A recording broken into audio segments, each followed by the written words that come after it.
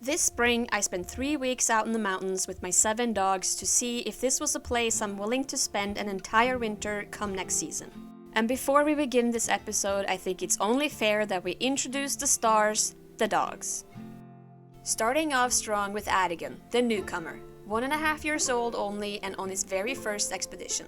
Then we have Tozie. She's 5.5 years old, lead dog, and an experienced adventure dog. Paxson, also 5.5 years old. He's a grumpy boy with a lot to say to his peers, but a big need of validations from his humans.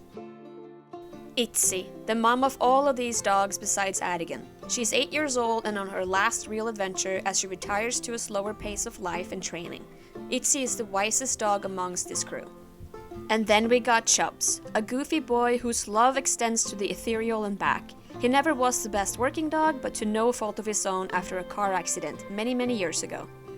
And then Tikaani and Toolik, the 2 heavy lifters in the back, my wheel dogs. They are the true fighters with their heavy bones and their endless drive for work. Without these 2, we wouldn't go very far. This trip was not about survival or pushing anyone's limit. I wanted to explore the area to see if it was doable to get around with the dog team, find good access to firewood, and generally just feel out these mountains for a long-term stay. I was long overdue for a new adventure and excited to see how Atigun would do on his first excursion as well.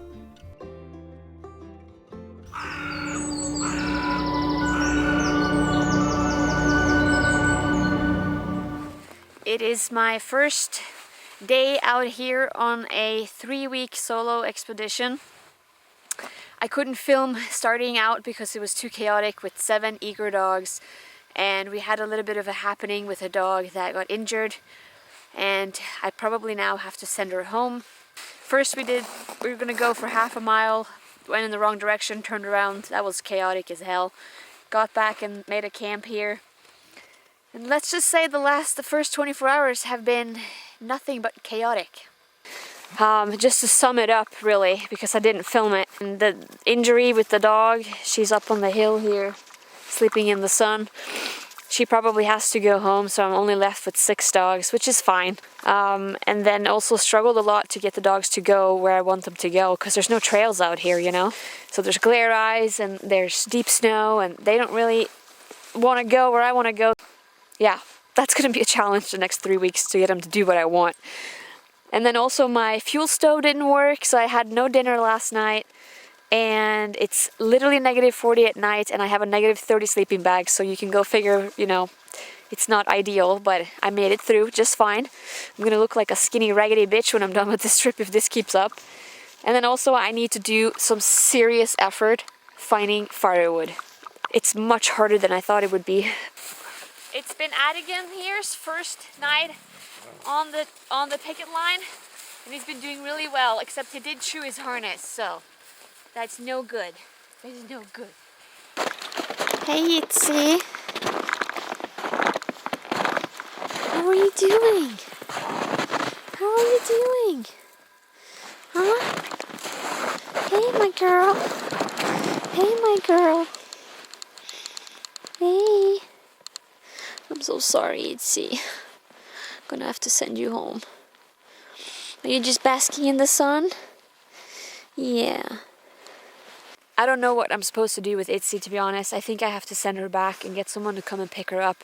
I'm like 2+ hours out of Fairbanks on a mountain road, and we're not too far from the road, and you might just have to go home, Itsi. Yeah. She's pretty injured in her back leg, and she might have pulled something. She jumped out of the dog box and I didn't catch her, and she landed on her back feet awkwardly, and I thought it was fine, but I don't think it is. Even if I have her loose and she just runs in front of the sled for the next 3 weeks, that's fine too. But I don't know. I might just have to send you home. This was supposed to be your last expedition. Oh, Itsi, I don't want to send you home. I know. I know. Am I in the way of your tanning? Of your sunbathing? Itsi girl. Itsi girl. Mwah. So yeah, we'll see what we do. And this is the camp. For now. Probably for a day or 2 more. We slept one night here and we need to do some logistics and problem solving. So I'm on my over an hour of trying to figure out what is wrong with my fuel pump, because my stove is running really dirty, and I cleaned it and I did every single maintenance before I left. But the problem is, without this I cannot boil water. Without this I only am limited to cooking food and melting water and hot water only, no boiling water on the wood stove, and that's not good enough. So I need to figure this out. It's also leaking at the pump head, and I just cannot. Worst case scenario, I have to have someone come up here when they take Itsi, give me a new stove or bottle or something. Fuck, this is so fucking annoying. We are going to figure this out. There is no other way. There is no other way. These white gas fuel stoves can be quite finicky, but they are extremely reliable in the coldest of temperatures and are used on pole expeditions as a heat source and for cooking. The trick is all the components that needs to be cleaned of soot and parts wearing out. I find out I don't have the right pump boot with me, but an older one from a different model. I'm gonna have a hot Swiss Miss, if it's so the last thing I do today. 28, 29, 30. Open. Light a match. There. Okay. It's burning. It's burning rough. The fuck, man?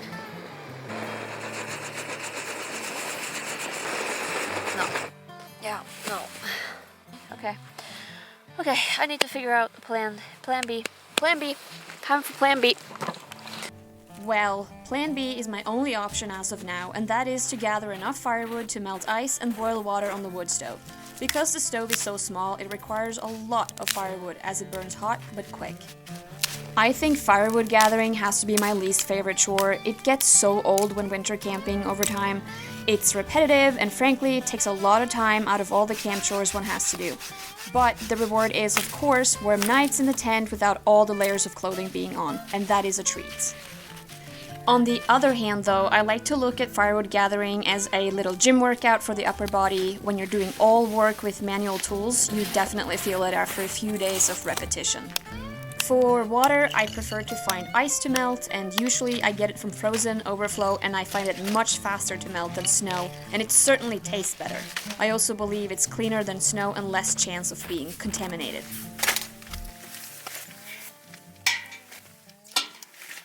I need to melt a lot of water, keep it warm in here, and I don't know if this is enough, and it was a lot of effort. Look at all this.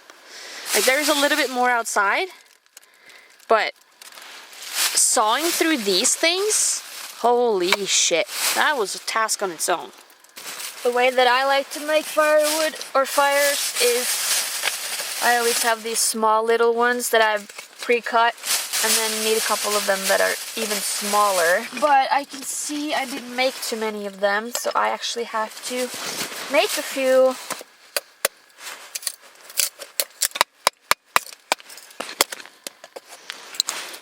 I always like to start my fire with a little bit of birch bark that I bring with me from home.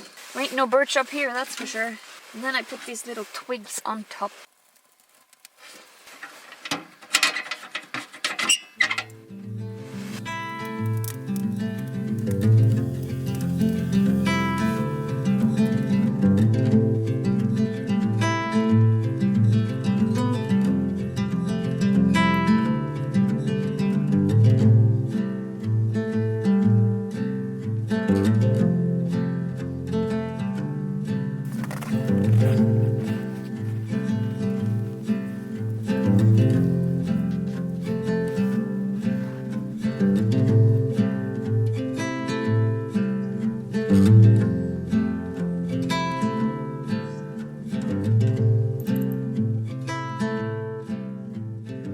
From me and Itsi. Itsi slept inside last night. I'm currently warming up the tent, contemplating what to do. Today I do need to get someone to commit to come up here with a new burner and potentially take her out The most critical thing here is that she can hang out.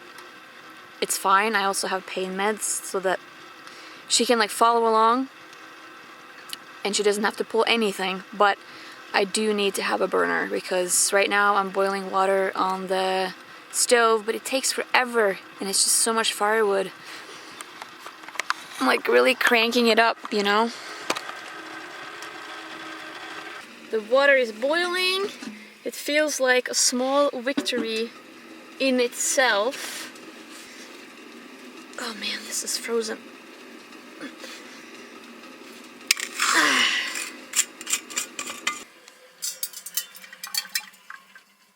Now I need a bloody cup of tea. Need some caffeine. Caffeine, y'all. One green tea coming up for the lady. For the lady. Hell yeah. Small victories such as hot boiling water when you don't have a cooking stove that functions. God damn it, I need to figure that out. I can't keep going like this. No way, Jose. Okay, it is confirmed that Mariana is coming up today, so I am going to make my camp visitor friendly. Right now, it definitely looks like a bachelor flat. It's dirty, it's messy, there's wood piles everywhere, there's food everywhere. I need to do dishes, I need to clean up my stuff, I need to sweep the floor, make more firewood so we can have a cozy girls' night and talk about whatever she wants to talk about because I am down for it. And she's bringing beers, so I'm really excited. And yeah, let's clean up this campsite and this tent for Mariana's arrival with the goods. Should have had a broom with me. This is bad. I think it's pretty funny that even when I'm camping or on a trip for weeks with the bare minimal, I can't help but being traumatized by my over-the-top clean mother who said, "No guests enter the premises without the place being speck clean." And so it stuck in my head, and now I feel like I have to have everything neatly organized and whatever you can call clean when you're camping to have the best night possible with my friend. I know that she wouldn't care, but I care, and I oddly feels rejuvenating anyways to get rid of the mess, and it's also far more motivating when you know someone is coming to stay at your home to chit-chat and drink beers with you.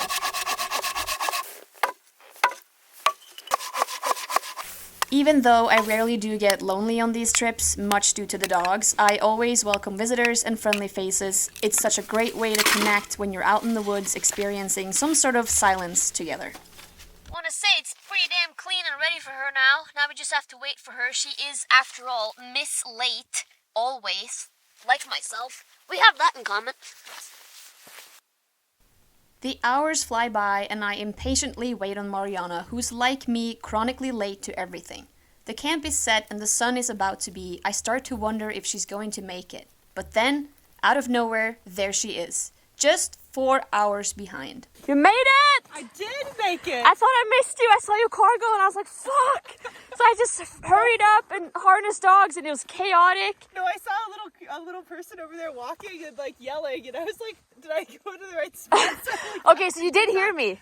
I did. I heard Okay, because I was like, Mariana! I heard you from afar. You were like, hello! And I was like, hello! Okay, good. Okay, good. I'm very glad. Beer. You have beer! Woo! Hey, you drive fucking fast, dude. I was not expecting you this early. That's why I wasn't ready. I was like, no way. An hour and a half from Fairbanks? Was it only an hour and a half? Yeah, you were fucking slamming it. I know you speed too, you fucker. So I was like, God damn, of course she's early. I was listening to music and eating Fritos. Yeah, that's the perfect way to speed. What were you listening to? God, what was that one Rihanna song? It's like, This Is the Life or something? Oh my God. Like eating Fritos. It was good. I'm glad. Okay, I know you said a 6-pack, but Walmart only sold a 12-pack. Oh my God. Okay, let's fucking go. I'm okay. You sure you're only staying one night then? Oh my God. All right, let's crack this baby. Okay. Cheers. Cheers. You made it. I made it. Oh yeah. Fuck yeah. She's sweet. Is this though. mine? Yeah. Yeah, that's good. She's very sweet, but You know the dog box is really tall on my truck because my truck's really tall? Yeah. Well, she fucking stooped out of there when we got here. And I didn't catch her, and she landed on her leg like this. Oh. And she just like, ah, screamed. And at that moment, I should have just said to the guy who drove me, okay, take her back. And then I was like, oh no, she'll walk it off, it'll be fine. And it was not fine. Itsi. She has been. Are you gonna come cuddle with me, Itsi? Yeah, she can come in tonight. You want to sit in the middle? Are you gonna come in for girls' night? Girls' night, Itsi! Girls' night, Itsi! Itzi's the old lady. Yeah, she's 8 years old. Oh, It's her last expedition. Oh, hi. The chit-chat goes on until the late night hours, until we are pretty tipsy from the beer and blueberry mojitos, and we get to enjoy a late season light show before we hit the bed. We do, after all, have plans for the next day to go explore. Me and Mariana, we're out here on the top of the world. We took the dogs all the way up the ridge to explore this area. It's really nice to have a second pair of hands and feet around for the climb we just did, and now we're gonna descend it, and it's gonna be pretty wild. So it's nice to have an extra person in case shit fucking hits the fan. And she's experienced, so that makes all the difference. The dogs are tired, so now we're gonna descend this place. I was basically just coming up here to look for potential travel routes and potential camp spots. This would be a travel route and not a camp spot area. It's too high up, no firewood, no windbreak. So can keep going from here and keep going forever, but gotta descend into the steep mountainsides to get into some valleys to camp. So we're gonna go back to camp now. The dogs are tired, and call this a good exploring day. I think so. A good Monday for Mariana too. A very good Monday. Yeah.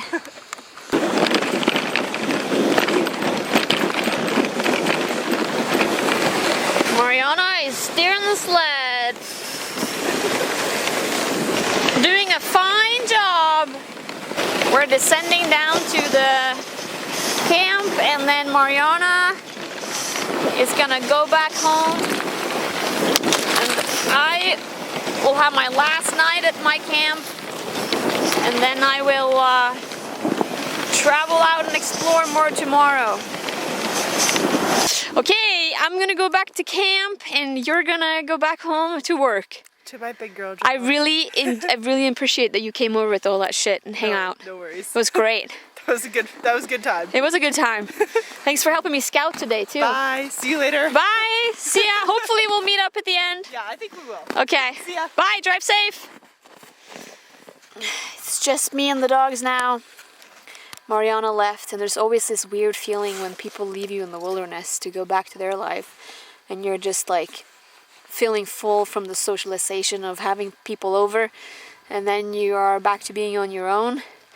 It's a weird feeling, man. I don't know how to describe it. It's just that it's like a nice feeling, but it's also like, oh, I wish I could stay longer, and it's almost like an abandonment wound in me that's screaming when people leave like that. But then a day goes by and I'm back to normal and I'm fine. So it was really nice to have her over for 24 hours, that is. It's been great.